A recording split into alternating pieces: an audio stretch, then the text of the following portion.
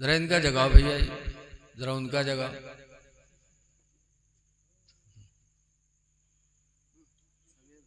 अल्लाह जाने मिलाद मावत है तो ऐसा आदमी की नींद सवार होती है। मेरा भैया जैसे लागत है जैसे चूहे दवा नहीं खाए लेते तो ऐसे ऐसे करते हैं दबा दबा। और कहूँ नाच में है जैसे तो टकटकी बांध के दिखी कि को चक्कर चूट न जाए। अरे मिलाद में आए हो तो थोड़ा मुतहर्रिक होके बैठो, जाग लो। जागना है जाग लो अफलाक के साए तले, जागना है जाग लो अफलाक के साए तले, हश्र तक सोना पड़ेगा खाक के साए तले। हश्र तक सोना पड़ेगा खाक के साए तले। तो मेहमान की इज्जत करो।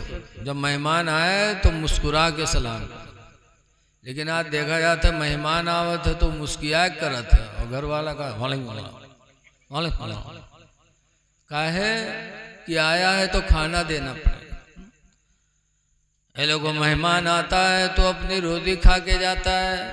इसीलिए अरब वाले शाम हो जाती है और कोई मेहमान नहीं पहुंचता तो अरब वाले अपने दरवाजे पर खड़े होकर दुआ मांगते शाम को कि इलाही कोई मेहमान भेज दे, इसलिए कि मेहमान आएगा खाएगा अपनी रोजी और दुआ हमें दे के जाएगा। सुभान अल्लाह माशाअल्लाह। तो मेहमान की इज्जत करो। जब आए तो उसके साथ बैठो, अपना वक्त भी खर्च करो। उका सिरहाने बैठा अपना पैताने बैठो, ये नहीं कि उका सिरहाने पैताने बैठो अपना सिरहाने बैठो। मेहमान की बेइज्जती है इसमें। मेहमान की इज्जत करना ईमान की निशानी है। लेकिन मेहमानों के यहाँ चाहिए वो 3 दिन तक रुके जब तक उनकी इज्जत हो। कुछ मेहमान तो ऐसे हैं कि आवत है तो डेरे डाल देते हैं। 5-5, 10-10 दिन रुके अगर ज़्यादा खिदमत करे लागो। एक आदमी ऐसे रहा है, एक के रिश्तेदार बहुत मालदार रहा है, हुआ जाए तो सोफा लेटे पावे, बढ़िया हलवा पराठा पावे, नाश्तम तो हुए पड़ा रहा है 10-10 दिन तक। तो ये घरे आवे 2 दिन के बाद फिर झोला लेके पहुंच जाए। वो मियाँ बीवी बेचारे खिदमत करत करत आगे आजे से। एक दिन दोनों कहें हाय अल्लाह, जब देखो तो ये झोला लिए ठाड़ रहा था, इसका कैसे भगावा जाए।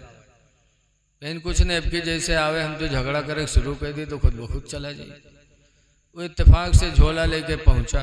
जैसे घर में आवा वैसे बीवी के गिलास उठावे, बर्तन खड़बड़ाए दी। ब मर्दवा कुछ डांटिस, बहुरतियों कुछ बोली, बदूनों में है तो मैं वाला हो तो मैं हो तो मारपीट चालू हो गई। औरतिया चिल्ला चिल्ला रोवे लाग। तब वो मेहमान का कुछ गैरत है, बेगैरत कहीं कुछ शर्म है कि का बताए ना हम आए होत नहीं मारपीट होत। तो शर्माए के झोला उठे निकल गया। जैसे निकला वैसे और रतिया जो चिल्ला चिल्ला रोवत रहा दौड़ी और झट से दरवाज़ा बंद की। और बंद करे के बाद अपने आदमी से कहा था अल्लाह का शुक्र है कि हम तुम प्रोग्राम में कामयाब हो गए, आज छुट्टी मिला इसे। तो मर्दवा कहा था देखो हम कत्ते होशियार हैं, तुमका मारा बहुत है लेकिन चोट नहीं लागे दिया। तो रतिया कहा था हम बहुत होशियार हैं, रोई चिल्लानी बहुत है लेकिन आंसू अक्को नहीं निकले। तो बाहर वो खड़ा रहा, कहते गए हमू नहीं हैं, दरवाज़ा खोलो। हाँ गए हमू नहीं। बताओ ऐसे ऐसे मेहमान मिल जाएंगे तो आदमी इज्जत कहाँ तक करेगा। हाँ? मोमिन की पहचान है मेहमान की इज्जत करना। और दूसरी पहचान मेरे पैगम्बर ने फरमाया वाला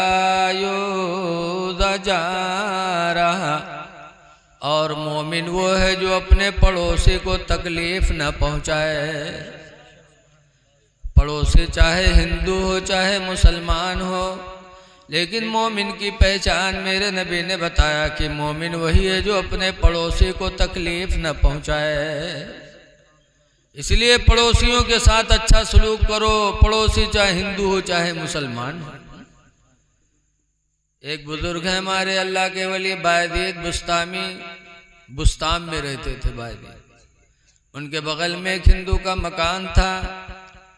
रात का वक्त था, हिंदू के मकान से बच्चे की रोने की आवाज़ गूंजी। बायदीद बुस्तामी ने सुना तो उठ के बैठे। रहा न गया कि मेरे पड़ोसी का बच्चा रो रहा है। बायदेद बस्तामी रात की तारीकी में उठे और वो अपने हिंदू पड़ोसी के दरवाजे पे गए। दरवाज़ा खड़बड़ाया। पड़ोसी ने कहा कौन? कहा बायजीद हूँ। दरवाज़ा खोला। बायजीद फरमाते तुम्हारे बच्चे को कौन तकलीफ है? क्या परेशानी तुम्हारे बच्चे को? काफ़ी देर से तुम्हारा बच्चा रो रहा है। तो हिंदू पड़ोसी ने कहा था बायजीद, गरीबी ने हमको इस तरह घेरा कि आज मेरे घर में चिराग जलाने के लिए तेल तक नहीं है। मेरा घर अंधेरा पड़ा है। मेरा बच्चा अंधेरे की वजह से उलझन में पड़ के रो रहा है। बायजीद बुस्तामी ने जब सुना तो अपने घर के अंदर गए और अपने घर का चिराग जला करके लाए। उस हिंदू पड़ोसी के घर में रखा। जब रोशनी हुई तो वो बच्चा जो रो रहा था खामोश हो गया। तब हिंदू पड़ोसी ने अपनी बीवी से कहा मेरी बीवी, मुसलमान कितने रहमदिल होते हैं, कितने रहमदिल मुसलमान कि मेरा बच्चा रो रहा था। मेरे बच्चे का रोना बायजीद को गवारा न हुआ। रात की तारीकी में उठकर मेरे दरवाजे पर आए और मेरा दरवाज़ा खटखटा के मेरी खैरियत ली, मेरे बच्चे की खैरियत पूछी, फिर चिराग जला के ला के मेरे घर को रोशन कर दिया। ऐ मेरी बीवी, जब बायजीद की रोशनी घर में पहुंच चुकी है तो अब देर न किया जाए, इस्लाम की रोशनी को दिल के अंदर दाखिल किया जाए। सुभान अल्लाह। फौरन उस हिंदू पड़ोसी ने बायजीद बुस्तामी का रहमो करम देख करके कलमा पढ़ना शुरू कर दिया, ला इलाहा इल्लल्लाह मुहम्मदुर रसूलुल्लाह। तो उसकी बीवी ने भी कलमा पढ़ा। घर के लोग कलमा पढ़ के मुसलमान हो गए। तो ये लोगों, पड़ोसियों को तकलीफ न दो। पड़ोसी कोई भी हो, भूखा हो तो उसको खाना खिला दो, बीमार हो तो उसकी इयादत करने के लिए जाओ, देखने जाओ। मुस्लिम शरीफ की हदीस में है कि क़यामत के दिन एक बंदा रब की बारगाह में हाजिर होगा तो अल्लाह ताला उससे नजर रहमत मोड़ देगा। जब मोड़ेगा अल्लाह तो बंदा कहेगा परवरदिगार, मैंने नमाजें भी पढ़ी हैं, रोज़ा भी रखा, तिलावत कुरान भी किया, ज़कात भी दिया, और रब तो हमसे अपनी नजर रहमत मोड़ रहा है। तो अल्लाह कहेगा मैं बीमार पड़ा था, तुम देखने नहीं आए। तो बंदा कहेगा अल्लाह तू कब बीमार हो? बीमार होना तो बंदों की सिफत है, तू तो परवरदिगार है, तू कब बीमार हुआ? तो अल्लाह कहेगा तेरा फला पड़ोसी बीमार था, तू अपने बीमार पड़ोसी को देखने नहीं गया। अगर तू वहाँ देखने जाता तो मैं अपने बीमार बंदे के पास मौजूद था, तेरी मुलाकात हो जाती। तू पहुँचा नहीं। अल्लाह कितना मेहरबान है, बीमारी भी उसी की तरफ से है, लेकिन अल्लाह की रहमत वहाँ जलवागर होती है। इसलिए बीमारों के पास जाना चाहिए, उनकी खैरियत पूछना चाहिए, दुआ देनी चाहिए। लेकिन आज हम लोग जाओ भी जाते तो वो बोली बोला जाते कि क्या बताओ, दुआ देना चाहे हम लोग दुआ के बजाय जैसे जाओ जे बीमार का देखा जाए तो हाँ ये तो खूने नहीं रहेगा, हाँ ये तो सुखाएगा। अब बताओ मेरे बीमार का कहियो तो बीमारी और बढ़ी कि ना बढ़ी? बताओ, दुआ करो दुआ। हदीस पाक में उम्मे सलामता कालत काला रसूलुल्लाह, सरकार की बीवी उम्मे सलमा रवायत करती हैं, फरमाती अल्लाह के रसूल ने साथ फरमाया इदा हदरा दुकुमुल मरीदा बिल मय्यिता, ऐ ईमान वालो जब तुम में किसी बीमार या किसी मय्यित को देखने जाए फलियक़ूलू खैरा, तो चाहिए कि वहाँ जाकर अच्छी बोलियाँ बोले, अच्छी बोलियाँ। माशाअल्लाह। बीमार के पास जाए तो कहे अल्लाह इसको शिफा दे दे, इलाही इसको सेहत दे दे, और मुर्दे को देखने जाए तो कहे अल्लाह इसकी मग़फ़िरत फरमा दे, या अल्लाह इसको बख्श दे। अच्छी बोलियां बोले। क्यों? हुज़ूर फरमाते लिअन्नल मलाइकता युअम्मिनून, इसलिए कि फरिश्ते वहाँ मौजूद होते हैं, तुम्हारी बोलियों पर आमीन कहा करते हैं। भोबतपुर इतना मशहूर और बड़ा गांव, लेकिन अफसोस है कि आज मुसलमान दीन से बहुत दूर होता जा रहा है। ऐसे हालात में भी हमको आपको एहसास नहीं कि आखिर इस दौर में हमारा कौन है।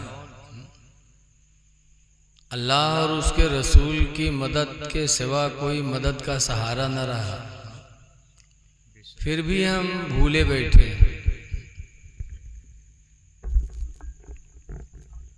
बड़े अफसोस की बात है, मौलवी अशरफ साहब ने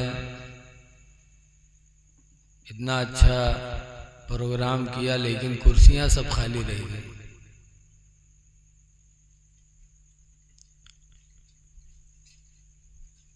आप लोग तो नहीं आ जाए कि तो बढ़िया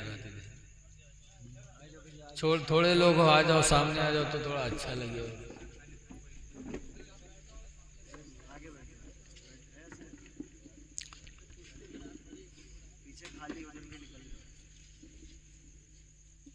देखो हम लोग आपके मेहमान हैं। मोहतरम जनाब बाबा ज़हूर अहमद उर्फ कबूतर वाले बाबा अलील हैं, लेकिन फिर भी माशाअल्लाह स्टेज पर काफ़ी देर से बैठे हैं और पढ़ा भी। हमारे कारी सलमान साहब, कारी सद्दाम साहब, कारी गुलाम गौस साहब, कारी फ़खरुद्दीन साहब, हाफिज़ रहमतुल्लाह साहब, बहुत से क़ुर्राए इदाम यहाँ मौजूद हैं। देखो हम सब मेहमान हैं आपके। हदीस पाक में ईमान की निशानी मेरे नबी ने बताई है। हुजूर फरमाते हैं मन काना मिनकुम मोमिना, तुम में का जो मोमिन हो, फलियकरिम दैफा, तो चाहिए कि वो अपने मेहमान की इज्जत करे। वला युज़जा रहा, और अपने पड़ोसी को तकलीफ न दे। मोमिन मुसलमान की पहचान मेरे नबी ने दो बताई। पहली पहचान मेहमान की इज्जत करे। मेहमान आए तो उससे ज़रा मुस्कुरा के बोले। वो सलाम करे तो आप मुस्कुरा के जवाब दो। कुरान कहता भी वइज़ा हुय्यितुम बितहय्यतिन, ऐ ईमान वालो जब तुमसे कोई सलाम करने वाला सलाम करे, फहय्यू बिअहसना मिन्हा, तो उससे बेहतर उसके सलाम का जवाब दिया करो। अल्लाह माशाअल्लाह। जब कोई सलाम करे तो उससे बेहतर उसके सलाम का जवाब दो। सलाम एक दुआ है, लेकिन आज हम लोग मौलाना से सलाम करबे, नेता से सलाम करबे, दोस्त से करबे। जरा इको बंद कर दिया भैया अगर इको हुई तो। लेकिन माँ बाप से नहीं करते, बीवी बच्चों से नहीं करते। कभी आपने गौर भी किया कि सलाम है क्या? सलाम एक दुआ है। जब मोमिन मुसलमान किसी से कहता अस्सलामु अलैकुम, तो इसका मतलब है कि तुम सलामत रहो। अस्सलामु अलैकुम तुम पर सलामती हो, यानी तुम सलामत रहो, हर बला मुसीबत से तुम बचे रहो। तो हम अपने माँ बाप को दुआ नहीं दे सकते? माँ बाप को दुआ दो, बीवी को दुआ दो, सलाम सबसे करो। सलाम एक दुआ है। और सलाम दिल की नफरत को भी दूर करता है। दो आदमी में झगड़ा होएगा, हो बोल चाल ना हो, उसके बाद दोनों में से कौनो अगर पहली दफ़ा को मिले सलाम कह ले, तो दूसर का कही यार इसके मतलब इसके दिल में हमार मोहब्बत है, तभी इसने सलाम किया। लेकिन आज घर में रवाज नहीं है तो सलाम नहीं कर पाते। एक मौलाना ऐसे तकरीर कर रहा है कहीं कि सलाम से मोहब्बत बढ़ती है, नफरत दूर होती है। तो एक आदमी, बहुत से लोग बैठे रहे हैं, तो एक आदमी के रुके मेहरुआ से बनत नहीं रहा है, तू मैं, तो सोची सी यार मौलाना कहते हैं सलाम से मोहब्बत पैदा होता है। और हमरे मेहरुआ में यहाँ इसे लाग रहा थे तू मैं तो आज से हमू सलाम करबे ताकि हमरे मेहरुआ के दरमियान मोहब्बत पैदा हो। तकरीर सुन के घरे गवा मुहारिम ठाड़, अब सलाम करे चाहे लेकिन हिम्मत नहीं पड़े। पहली दफ़ा रहा है शर्माए, अस्सलाम कहते कि फिर रुक जाए, आधा कहे तो कि फिर रुक जाए शर्माए। तो एक बाद आस्तीन समेट इसके आज करब चाहे जो हो जाए। आस्तीन समेट के घर में घुसा, मेहरवस कहते अस्सलाम वालेकुम। औरतिया कहते तोर सब मजाक नीक लागत है लेकिन यूँ मजाक तोर हमका नहीं नीक लागे। अब बताओ, इतनी मेहनत के बाद बेचारा सलामों की हिस तो मेहरुआ का मजाक में ले ली। आज घर में कोई सलाम करे थे तो उसका मुल्ला समझे थे, मुस्कियाए लागत है लोग। सलाम नफरत को दूर करता है, सलाम किया करो। इसीलिए अल्लाह के रसूल सल्लल्लाहु अलैहि वसल्लम जब मक्का से हिजरत करके मदीना पहुँचे, हुजूर कहाँ पैदा हुए? एक जलसा हम पूछे तो एक साहब बोले अजमेर शरीफ में। तो हम सोचे निकाह अजमेर याद है शरीफ। हमारे तुम्हारे पैगंबर मक्का शरीफ में पैदा हुए, 53 साल मक्का में रहे। और जब मक्का के लोगों ने सताया तो हुजूर ने मक्का छोड़ा, मदीना चले गए। पता चला कि जब दीन पर अमल करना मुश्किल हो जाए तो इंसान वहां से हिजरत कर जाए, वहां न रहे। ऐसी जगह भी न रहे जहां अज़ान की आवाज कानों में न पहुंचे। इसीलिए हुजूर फरमाते हैं सुमो फिल मराती वद्दारी वल फरसे कि नहूसत 3 चीज़ों में होती है। 3 चीज़ों में नहूसत होती है, एक तो घर में, दूसरे औरत में और तीसरे सवारी में। घर की नहूसत क्या है? हदीस में आया कि जिस घर में अज़ान की आवाज़ न पहुँचे वो घर मनहूस है। जिस घर में अज़ान की आवाज़ न पहुँचे वो घर मनहूसत है, उसमें रहना नहूसत को पैदा करता है। इसीलिए ऐसी जगह घर बनाना चाहिए जहाँ अज़ान की आवाज़ पहुँचे, मस्जिद करीब हो।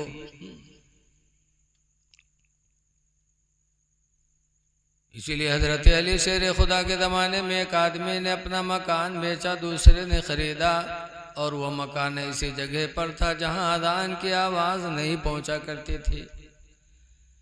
जब मकान ख़रीदने के बाद हज़रत अली के पास बैनामा के लिए दोनों गए तो हज़रत अली ने अपने मुंशी से कहा कलम कागज़ उठाओ, लिखो बैनामा।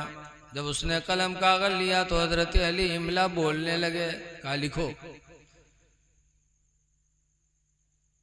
इस तरह मगरूर मिन मगरूरिन दारा कि एक घमंडी ने दूसरे घमंडी से घर खरीदा। वही फी सिक्कतिल गाफिलीन, दरहाले कि वह मकान गाफिलों की गली में है। हजरत अली कहते वो मकान गाफिलों की गली में है, लिखो। फिर फरमाते ला बका लहा वला लिसाहिबिहा, और ये भी लिखो कि न घर को बाकी रहना है न घर वाले को बाकी रहना है, ये भी लिखो। उसके बाद फरमाते भी लिखो अल हद्दुल अव्वलुल मौत, मकान खरीदने वाले की पहली हद मौत है। वल हद्दुस सानी अल कब्र, और दूसरी हद इसकी कब्र है। वल हद्दुस सालिस वल हश्र, और तीसरी हद इसकी मैदान महशर है। वल हद्दुर राबिउ गैर मालूम, और चौथी हद का पता नहीं। अविल जन्नत अविल नार, कि मकान वाला जन्नत में जाएगा कि जहन्नम में जाएगा, कुछ पता नहीं। जब हज़रत अली ने बैनामा का मजमून लिखवाया तो मकान खरीदने बेचने वाले दोनों रोने लगे। रो रो के कहते हैं अमीरुल मोमिनीन, आपने हम लोगों को घमंडी बताया। कहा घमंडी नहीं तो क्या हो? ये कहता मैंने अपना मकान बेचा, तुमने कहता मैंने खरीदा, मेरा हो गया।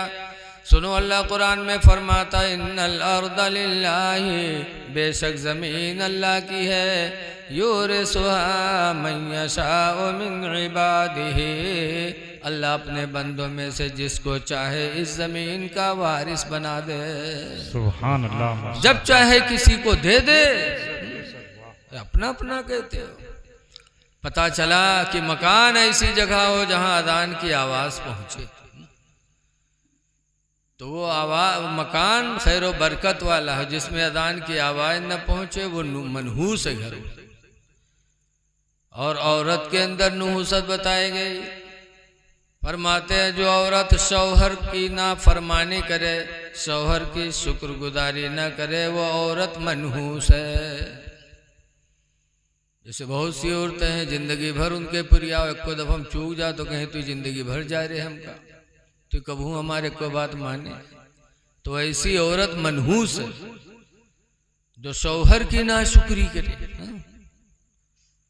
शौहर की ना फरमानी करे। खुश नसीब है वो औरत कि जब उसका शौहर दुनिया से जाए तो उसका शौहर उससे राजी होके जाए। हुजूर फरमाते अय्युमा इमरातिन मातत, जो औरत मर गई, वज़ौजुहा अन्हा रादिन, दरहा लेके उसका शौहर उससे राजी रहा, फदखलतिल जन्ना, तो औरत जन्नत में दाखिल होगी। इस औरत का शौहर राजी होके दुनिया से जाए, वो औरत का मकाम जन्नत है। तो औरत में भी नहूसत है। लिहाजा हमारी माँ बहनों को इस नहूसत से बचनी चाहिए। और सवारी में नहूसत, अब तो मोटरसाइकिल हो गए, 4 पहिया हो गई। जिस ज़माने में मेरे नबी ने फरमाया था, उस ज़माने में सवारी के लिए घोड़े होते थे। तो जो घोड़ा जब सवारी बैठने लगे वो बिदके, तो सरकार फरमाते हैं वो सवारी मनहूस है।